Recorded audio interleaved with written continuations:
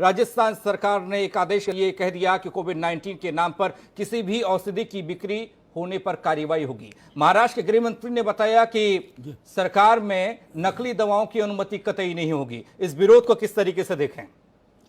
देखिए, इसमें दो बातें बड़ी महत्वपूर्ण हैं। एक, इस बात के विरोध में कोई सेंसिबल आदमी नहीं हो सकता जो बात आयुष मंत्रालय के मंत्री ने कही कि भाई कागज पत्र भेज दीजिए, हम जांच कर लेंगे, उसके बाद अपना निर्णय आपको अवगत करा देंगे, तब तक दवा का विज्ञापन मत करिए। ठीक, उस पर पतंजलि ने कोई प्रतिवाद नहीं किया। पतंजलि ने यह तो कहा नहीं कि हम फिर भी दवा का विज्ञापन करेंगे और बेचेंगे, आप मानो ना मानो। ऐसा बोलते तो मुझे लगता कानून का उल्लंघन हो रहा है, शासन की मर्यादा का उल्लंघन कर रही है पतंजलि। पतंजलि ने एक आयुर्वेदिक औषधि बनाई। उनका दावा है स्वामी रामदेव का कि यह कोरोना के लिए एक मुफीद इलाज है। केंद्र ने कहा जांच पड़ताल की रिपोर्ट भेज दीजिए, हम भी मुतमईन हो जाए, हमको भी भरोसा हो जाए, तो हम फिर आपको निर्णय बताएं कि यह दवा इस रूप में बिक सकती है या नहीं बिक सकती। यहां तक बात ठीक, यहां तक मसला होता तो मैं बहस इस पर नहीं लेके आता। बहुत सामान्य प्रक्रिया है, होनी चाहिए। लेकिन जब मैं देखता हूं देश का सबसे बड़ा विपक्षी दल मैदान में आ जाता है पतंजलि के खिलाफ, बाबा रामदेव के खिलाफ, क्या यह कांग्रेस भाजपा का मसला था? क्या यह सपा बसपा का मसला है? नहीं ना। वैज्ञानिक इस पर चर्चा करते, पक्ष विपक्ष में लड़ते, बात समझ आती। चिकित्सा विज्ञान से जुड़े लोग इस पर संघर्ष करते, मत भिन्नता जाहिर करते, मुझे बात समझ आती। राजनीतिक लोग इसके अखाड़े में क्यों कूद पड़े? आयुष ने अभी स्वामी रामदेव की दवा को रिजेक्ट नहीं किया है और राजस्थान कह रहा हम भी मुकदमा करेंगे, महाराष्ट्र कह रहा हम भी मुकदमा करेंगे, और मनीष तिवारी कांग्रेस के अधिकृत प्रवक्ता के तौर पर मोर्चा खोल रहे दिल्ली में। दूसरा, मैंने देखा जब से यह कोरोना आया, विश्व भर में, भारत नहीं कि विश्व भर में कोई पुरानी बीमारी ऐसी नहीं बची जिसकी गोली का टेस्ट की टेस्टिंग कोरोना में नहीं कर ली गई हो। कोई बीमारी नहीं बची। कैंसर, एड्स, टीबी, पेचिस, हैजा, कलरा, जाने कितनी, डेंगू, इबोला, चिबोला, सब की बीमारियों की एलोपैथी दवा कोरोना वालों को खिला दी। उसमें कुछ मर भी गए, कुछ बच भी गए, कुछ ठीक हो गए, अपनी किस्मत। क्यों खिला दी भाई? उसके लिए क्या हुआ था? उसके लिए कोई वैज्ञानिक प्रक्रिया का पालन हुआ क्या? क्या विश्व के सामने कोई ऐसा प्रमाण आया कि भाई ये दवा खिला रहे हैं? जिसकी जो समझ में आया, जिस देश के, जिस अस्पताल के, उसने वही दवा खिला दी पानी देके, बोले गो पियो भाई। और सबके पास एक ही तर्क था, बीमारी नहीं है तो दवा कहां से आ जाएगी? पुरानी ट्राई करो। ट्रायल किया ना आपने, लोगों पर ही किया ना। चूहे को खिलाई तो खिलाई नहीं टीबी की दवा। जो जहाज जहाज भर के हिंदुस्तान से सप्लाई हुई दुनिया भर के मुल्कों को, वो टीबी की दवा है। क्यों भाई? वो आदमी का जीवन नहीं था। किया ना आप लोगों ने। लेकिन आयुर्वेद, उसमें नुकसान की भी संभावना है।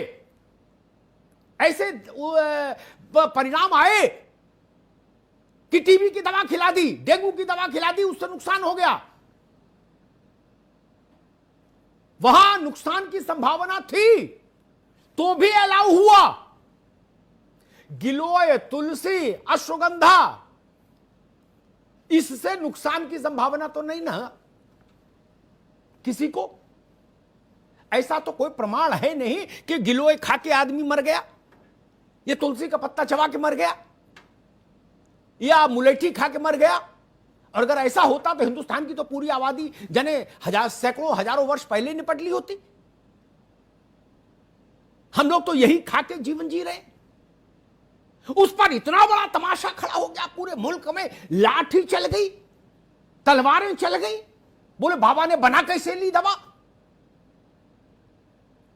एक तर्क आया, एक राज्य सरकार को मैंने सुना, उस राज्य सरकार ने कहा दावा गलत है, विज्ञापन गलत है और गलत विज्ञापन हमको मंजूर नहीं, इसलिए मुकदमा करेंगे। अच्छा जी, बड़ी अच्छी बात, करना चाहिए। मैं नाम नहीं लूंगा, एक बहुत बड़ी कंपनी 85 साल से क्रीम बना रही है, कहती है गोरे होने की क्रीम है। अमेरिका, जापान, ताइवान, चीन, हॉलैंड, पोलैंड सब मिलके आज तक ये नहीं तय कर पाए कि गोरेपन की कोई क्रीम भी होती है क्या। बिक रही है ना, बिक रही है ना। गंजे के बाल लाने की 1000 दवाएं तो भारत में है, अमेरिका में कितनी होंगी मुझे पता नहीं। साइंस कहती है कि बाल चले गए तो आएंगे नहीं, चाहे उल्टे लटक जाओ। बिक रही है ना। भारत के हर मेडिकल स्टोर पर लंबाई बढ़ाने की गोली, सिरप मिल रहा है कि नहीं, मिल रहा है कि नहीं। साइंस कहती है लंबाई गोली खाने से नहीं बढ़ सकती, खंबे पे लटकोगे तो बढ़ भी सकती है थोड़ी बहुत, गोली खाने से तो नहीं बढ़ती। पेड़ पे उल्टे लटको आम के पेड़ पे तो बढ़ जाएगी, लेकिन बिक रही है ना। लोगों ने कहा यह दवा खा लो तो दिमाग तेज हो जाएगा।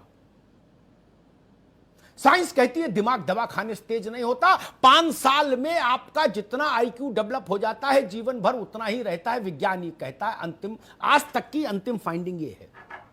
फिर दवा कैसे बिक रही है दिमाग तेज करने की? बिक रही है ना, बिक रही है ना। मैं 1000 उदाहरण दे दूंगा, 1000। यह तरीका ठीक नहीं। विज्ञान की बात वैज्ञानिकों को करने दीजिए, सियासतदानों को क्या समझ। यह स्थिति ठीक नहीं। और मान लीजिए हम कहते हैं कि बाबा रामदेव की यह दवा आयुष मंत्रालय की मोहर पा गई, तो क्या यह गर्व की बात नहीं है देश के लिए?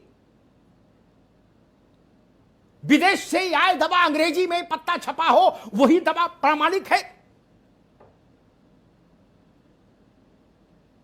जब एंटीसेप्टिक नहीं था तो फिटकरी लगाते थे कि नहीं लगाते थे? पुरानी पीढ़ी के लोगों को पता होगा, दाढ़ी बनाते थे, कट जाता था, क्या लगाते थे? फिटकरी लगाते थे ना। पानी में क्या डालते थे? फिटकरी डालते थे ना। आज कोई फिटकरी बता देगा तो उसके खिलाफ मुकदमा कर दोगे। आपकी मर्जी, आप मत खाइए फिटकरी, लेकिन आप गोरेपन की क्रीम पर के खिलाफ नहीं होते। दोहरा चरित्र वहां है। आप लंबाई बढ़ाने वाली दवा के खिलाफ नहीं खड़े मोर्चा खोलते। और जितनी दवाएं रात में 12 बजे के बाद टीवी पर जिनका प्रचार आता है, वो दवाएं हैं, साइंस तो उनमें से किसी को इंडोर्स नहीं करती। सच्ची बात तो ये है। बिक रही है ना, और सबसे ज्यादा बिक रही है। फिर इसलिए विवेक से बात होनी चाहिए। आयुर्वेद का विरोध ठीक नहीं। एलोपैथी की उम्र कितनी और मानव की उम्र कितनी? क्या एलोपैथी मानव के साथ जन्मी है? नहीं। एलोपैथी का कितना इतिहास है। उससे पहले आदमी कैसे जिंदा रहता था? प्रकृति के साथ ही जिंदा रहता था, आयुर्वेद के साथ। आज मैं एक देख रहा था, एडिनबर्ग यूनिवर्सिटी या किसी यूनिवर्सिटी पे शोध चल रहा है कि गुनगुना पानी नमक डाल के गरारे करने से लाभ हो रहा है इस लड़ाई में कोरोना की। उसके खिलाफ भी मोर्चा खोलोगे? और ये बात बाबा रामदेव बोल दें तो मोर्चा खोल देंगे।